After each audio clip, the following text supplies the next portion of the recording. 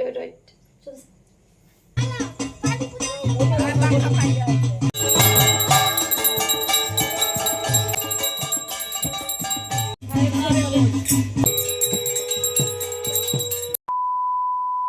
So hello everyone.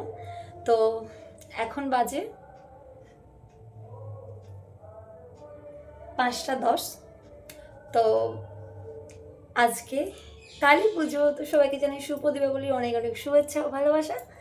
তো আজকের দিনটা আমাদের খুব খুব ভালো কাটুক। তো আজ থেকে আমাদের এই দিনটাতে আমার ফার্স্ট ইউটিউব জার্নি স্টার্ট হয়েছিল। তো প্রায় আজকে 1 বছর পূর্ণ হয়েছে।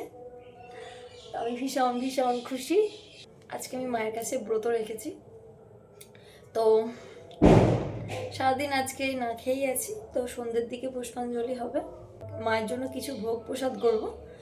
তো চলো তোমাদের সাথে সবটাই শেয়ার করি। তো চলো শুরু করি আজকের নতুন আমার ব্লগ। দিনটা ছিল গতকাল রাত, মানে কালী পুজোর দিন। কারণ এই দিনটা আমার কাছে ভীষণ স্পেশাল। যে আগেই বললাম আমার ইউটিউব জার্নির 1 বছর পূর্ণ হয়েছে। তাদের দুর্গাপুজো কেটে গিয়ে লক্ষ্মী পুজো, আর এখন চলে এসেছে কালী পুজো। আগে থেকে ভেবেই রেখেছিলাম যে এইবারে আমি ব্রত করব। সকাল সকাল ঘুম থেকে উঠেই চলে গেছিলাম ছাদে, কারণ এই বাজিগুলো ভালো করে রোদ দিতে হবে, বিকেলের দিকে এগুলো পোড়ানো হবে। সচরাচর খুব একটা আমি শব্দ বাজি একদমই পছন্দ করি না। আমি বেশি পছন্দ করি রং মশালার তুবড়ি জ্বালাতে। বিকেলের দিকে বসে পড়েছিলাম আমি আর মা একটু ভোগ বানাতে, যেহেতু সন্ধে সন্ধে পুজোটা হবে তাই তাড়াহুড়ো করে রান্নাটা করে নিচ্ছি। তো এবারে খিচুড়ি ভোগটা করতে পারিনি, কয়েকটা ভাজা করেছি, তার সাথে লুচি আর সুজি। আর দেওয়ালি মানেই তো চারিদিকে রঙের মেলা। প্রতি বছরই তোমাদের দাদাভাই এই ঘরটাকে ভীষণ সুন্দর করে সাজায় মিনিচার দিয়ে। মোটামুটি এই মিনিচার গুলো সাজাতে প্রায় 2 দিন সময় লেগেছিল। তোমাদের কালী পুজো কেমন কাটছে? সন্ধে সন্ধে যেহেতু রান্নাটা হয়ে গেছে তাই ভাবলাম চলো একটু মণ্ডপ থেকে ঘুরে আসি। আর ঠাকুরও নিয়ে চলে আসা হয়েছে। ওটাতে সবাই ইচ্ছে হলো যে পাড়াতে সবাই মিলে একটু কালী পুজো করলে কেমন হয়। সবাই মিলে তোড়জোড় শুরু করে দিয়েছে কালী পুজো। মণ্ডপ থেকে এসে চলে গেছিলাম সন্ধে দিতে, আর সন্ধে দিয়ে বসে পড়েছিলাম এখানে প্রদীপ জ্বালতে, কারণ আজকে সারা বাড়িতে প্রদীপ দেওয়া হবে। কালী পুজো মানেই অন্ধকার মুছে আলোর দিশা, আর চারিদিকে জ্বলবে প্রদীপের শিখা, চারিদিকে চলবে আলোর মেলা। জানো তো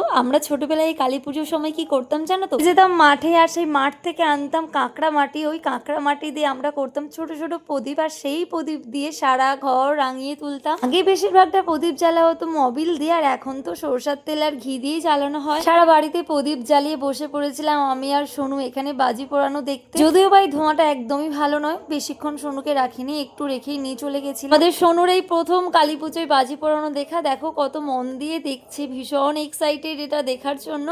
আর এর মধ্যে একটু সোনুকে দিয়ে বাজিও পোড়ানো হয়েছে। তোমরা হয়তো বিশ্বাস করবে না, ও রং মশালটা পুরো হাতেই ধরে নিয়েছিল। ভাবতে পারছো 3 মাসের বাচ্চা একটা রং মশাল হাতে ধরে নিচ্ছে। সোনু কিন্তু ভীষণই সাহসী, একদম ভয় পাচ্ছিল না। দেখো হেসে হেসে এখানে বাজি পোড়াচ্ছে। ওখান থেকে বাজি পোড়ানো শেষ করে চলে গেছিলাম আমি একটু গেট রেডি করতে। তো আমার একটা ভিডিও শুট ছিল। আর এই বছর আমার দুর্গাপুজোর থেকে কালী পুজোটা ভীষণ ভালো কেটেছে। আচ্ছা আমাকে কি দেখে বোঝা যাচ্ছে যে আমি আজকে সারাদিন না খেয়ে আছি? আমি তো বাবা বুঝি না, সারাদিন না খেয়ে এত এক্সাইটমেন্ট আসে কোথা থেকে। এখান থেকে চলে গেছিলাম একটু পুজো মণ্ডপে, আর এখানে বাবুনও চলে এসেছে। পুজোর এখানে জোগাড় চলছে, আর এদিকেও চলছে ফল কাটা। জানো তো এতটা ব্যস্ততার মধ্যে কাটিয়েছি, ভিডিওটা পোস্ট করতে আমার একটু লেট হয়ে গেছে। এদিকে যেহেতু বাবুন ঠাকুর চলে এসেছে আর পুজোর জোগাড়টাও হয়ে গেছে, তো ভাবলাম চলো আমি এখানে বেরিয়েই পড়ি, কারণ অনেকটা তো সময় লাগবে শাড়ি পরতে। এইদিকে তো তোমাদের দাদাভাই একদমই ধুতি পরতে কমফোর্টেবল ফিল করছিল না, তো অনেক জোর করে পরানো হয়েছে। বলছে এই না খুলে সাজুগুজু করে চলে গেছিলাম ঘর ডোবাতে, আর এখানে চলেও এসেছি। আমরা এখানে বসে পড়েছি পুজোতে। যেহেতু আমাদের দীক্ষা হয়নি তাই আমরা সংকল্প করতে পারি। আমরা 4 জন ব্রত করেছিলাম। আমাদের দাদাভাই তো একদমই ব্রত রাখতে চাইছিল না, আমি জোর করেই করেছি, তবে মন থেকেই করেছি। ছোট বাবুন দেখে হাস্য বুঝি, পুরো কালী পুজোটাই কিন্তু সেই করেছে, আর পুজো ভীষণ ভালো করে। এর আগে আমাদের বাড়িতে সত্যনারায়ণ পুজো হয়েছিল, প্রায় আধ ঘন্টার উপরে আরতি করেছিল। সেই নাচ দেখে তো আমি প্রায় অবাক হয়ে গেছিলাম যে এত ছোট বাচ্চা কি করে এতক্ষণ ধরে আরতি করছে। যে কোথায় আছে না ছোট প্যাকেট বড় দাম, করেছিলাম আমারই একটা শাড়ি আগের বছর অষ্টমীতে এটা নেওয়া। এবারে ভেবেছিলাম যে কালী পুজোতে একটা নতুন শাড়ি পরবো, যেহেতু ব্লাউজটা রেডি হয়নি তাই আর পরা হয়ে ওঠে। দুর্ভাগ্যবশত আমরা দুর্গাপুজো একসাথে দুজনে মিলে পুষ্পাঞ্জলি দিতে পারিনি, কিন্তু কালী পুজোয় আমরা দুজনে পাশাপাশি বসে মাকে পুষ্পাঞ্জলি দিয়েছি। ওই যে সবই তো মায়ের ইচ্ছা। চলো একটু মায়ের পুজো দেখি।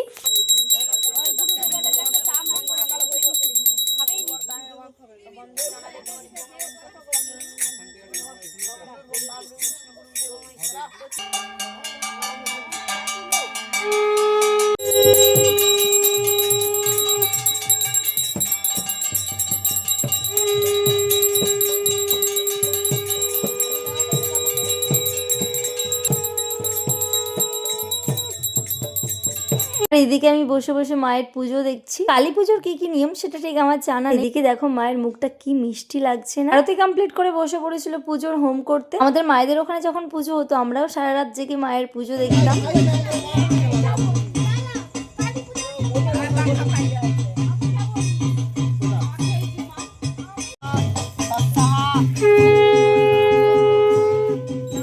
হোম হয়ে যাওয়ার পরে বাঙালি মতো যেটা নিয়ম নারকোল দেওয়া হয়। আর এইবারে জানো তো পুজোটা খুব সুষ্ঠুভাবে হয়েছে। হোমটা ভীষণ ভীষণ ভালো জ্বলেছে। আমি কখনো আশাই করিনি যে আমরা একসাথে বসে মায়ের পুজো দেখতে পাবো। হোম কমপ্লিট করে চলে গেছিল আবার মায়ের আরতি করতে।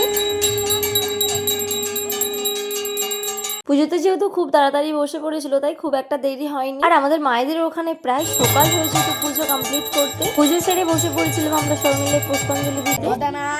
নীলিস্কান্তি সুবাসিনী বিচিত্র খট্টাঙ্গধরা নরমালা ভীষণা দুটি চর্ম পরিধানাং অবশেষে আমাদের পুজো সবাই কমপ্লিট হয়েছে। তো পুষ্পাঞ্জলি দিয়ে বসে পড়েছিলাম সবাইকে একটু প্রসাদ দিতে। পুজোটা শেষ হতে প্রায় 11:15 বেজে গেছে। সবাইকে প্রসাদ দিয়ে বসে পড়েছিলাম নিজে প্রসাদ খেতে। সবাই খাওয়া দাওয়া করে পুজোর ওখানটায় ভালো করে পরিষ্কার করে চলে গেছিলাম বাড়িতে যেয়ে একটু খেয়েছিলাম ঘুগনি আর লুচি। হ্যালো সবাইকে। তো এখন কটা বাজে? এখন বাজে 1:30। তো পুজো কমপ্লিট হয়ে গেছে। তো আমাদের খাওয়া দাওয়া হয়ে গেছে। তো আজকের মতন ব্লগটা এখানেই শেষ করছি। ওয়েট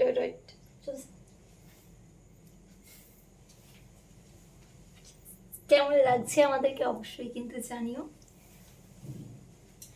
টাটা সবাইকে, শুভরাত্রি। আর এত ভালোবাসা। টাটা।